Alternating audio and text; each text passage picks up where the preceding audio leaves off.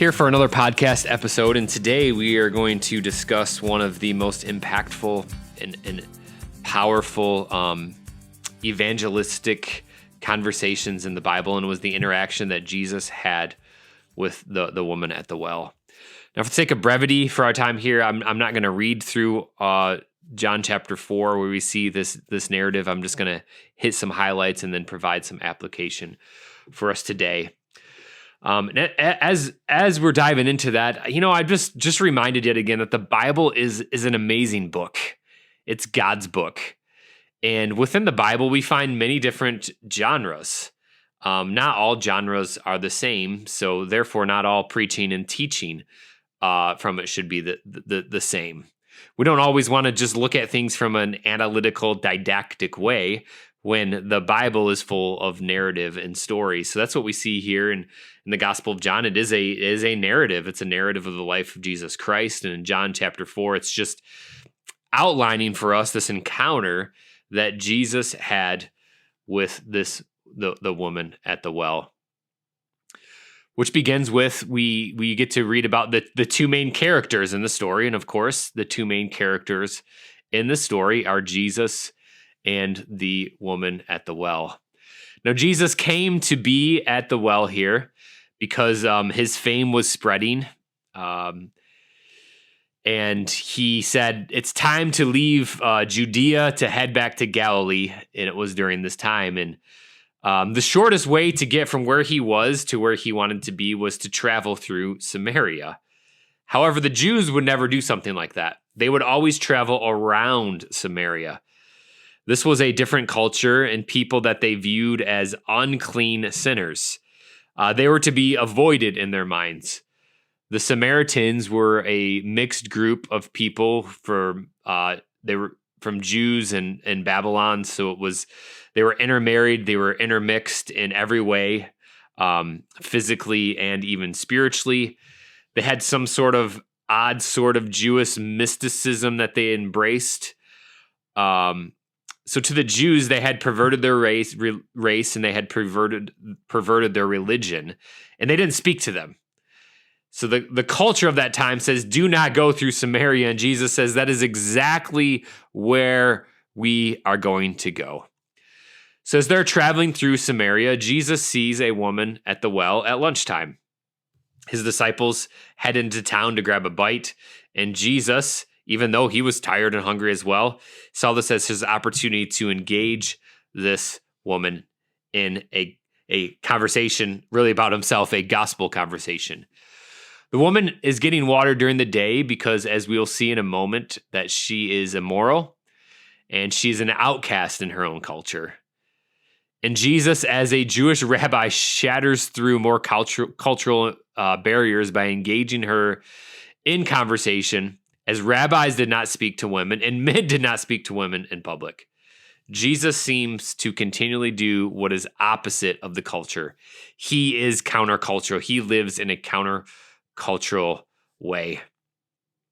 So let's just pause for a moment about this, as Jesus gives us two examples of ways in which we can be countercultural. First of all, Jesus is not too concerned with the type of person he converses with. In the last chapter, he shared the gospel with a Jewish religious leader. Now he's sharing the gospel with an immoral, irreligious woman. Jesus is no respecter of persons in this regard. That he engages different people with the gospel. And as one individual said, we are debtors to every man to give him the gospel in the same measure that we have received it. Second, Jesus displays to us that the Spirit often works in times of inconvenience. Jesus was human. He would have been tired and hungry, just like the other disciples. But instead of getting food like the other disciples, he engages this broken woman. It was not convenient. And friends, to be intentional about engaging in gospel conversations is not convenient. It is a very, very inconvenient thing. Sharing the gospel is not convenient. So when we talk about everyday evangelism, we're praying that God would open up doors and that we would be willing to inconvenience ourselves in order to engage them with the gospel. Which leads us to the next thing we see in verses 7 through 26. We see Jesus' way of evangelism is he goes from the physical to the spiritual, or what we're referring to as compassionate evangelism. Jesus inconveniences himself and then puts himself in a situation to evangelize. Notice and pay special attention to what Jesus does here as he talks to the Samaritan woman. We will look at 7 principles of evangelism from this scene. You know, some people are naturally gifted at evangelism and others, we have to work on it. But nonetheless, here are 7 takeaways. Number 1, Jesus went from the physical to the spiritual. He did this with Nicodemus as well, and he does it with the Samaritan woman. He begins talking about the living water, but then connecting it to really the Holy Spirit. So he goes from the physical to the spiritual in this conversation. Number 2, he was also ready to address her personal sin problem. We must not be afraid to call sin what it is, sin. She was an immoral woman, and Jesus was not afraid to confront her sin. Number 3, Jesus then, as he engages, he finds the true desire of her heart. This woman did have a desire to worship the true God, and she thought she could only do that at the Temple Mount in Jerusalem, and she could not get it anywhere else. And Jesus told her about the new temple and how worship was in spirit and in truth, worshiping Christ the Messiah. Worshiping in spirit is the opposite of worshiping in external ways. It is the opposite of empty, formal traditionalism. Worshiping in truth is the opposite of worship based on an inadequate view of God. Worship must have heart and head. Worship must engage emotions and thought. Truth without emotion produces dead orthodoxy, and a church full or half full of artificial admirers, like people who write generic anniversary cards for a living. On the other hand, emotion without truth produces empty frenzy and cultivates shallow people who refuse the discipline of rigorous thought. But true worship comes from people who are deeply emotional and who love God and sound doctrine. Strong affections for God rooted in truth are the bone and marrow of biblical worship. And here's another important point. People were created to worship.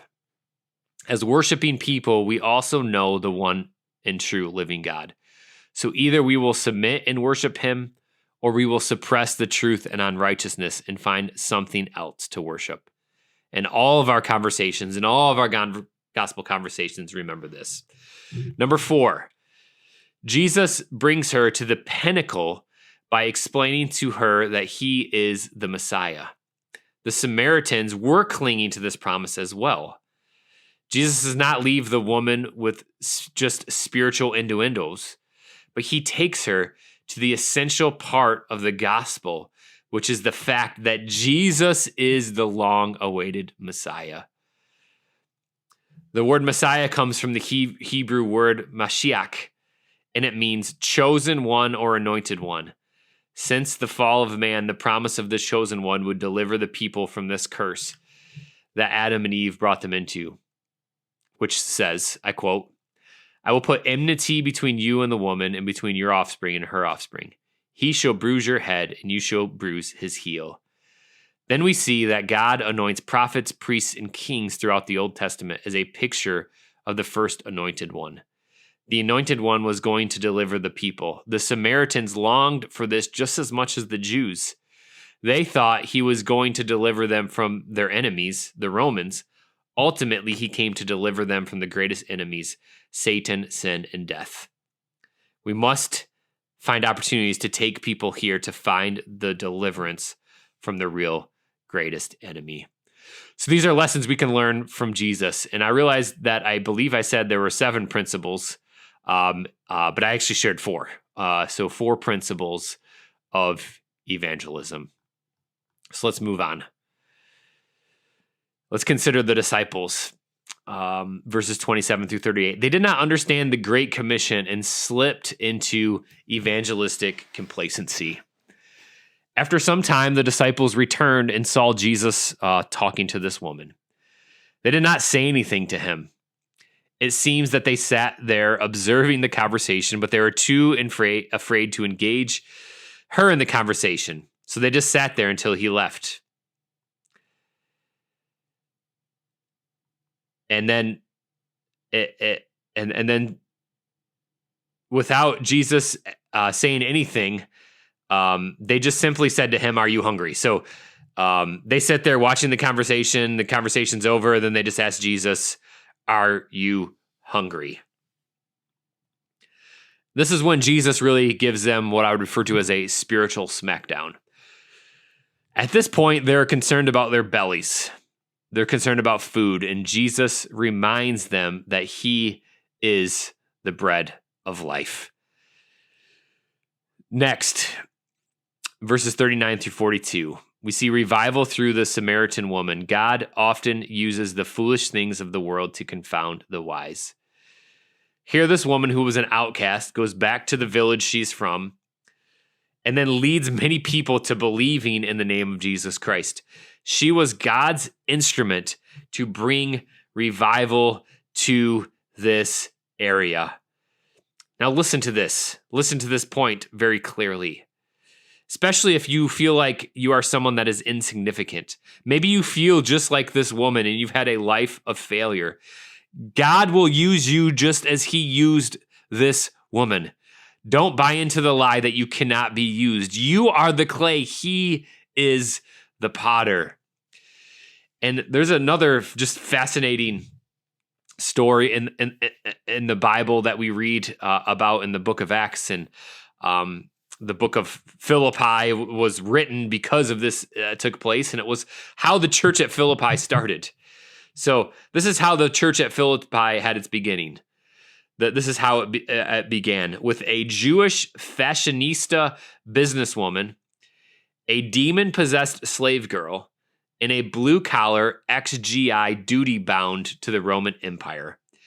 This is probably not exactly your dream church planting team, but the Spirit works in strange ways to utterly redeem the unlikeliest and most diverse people.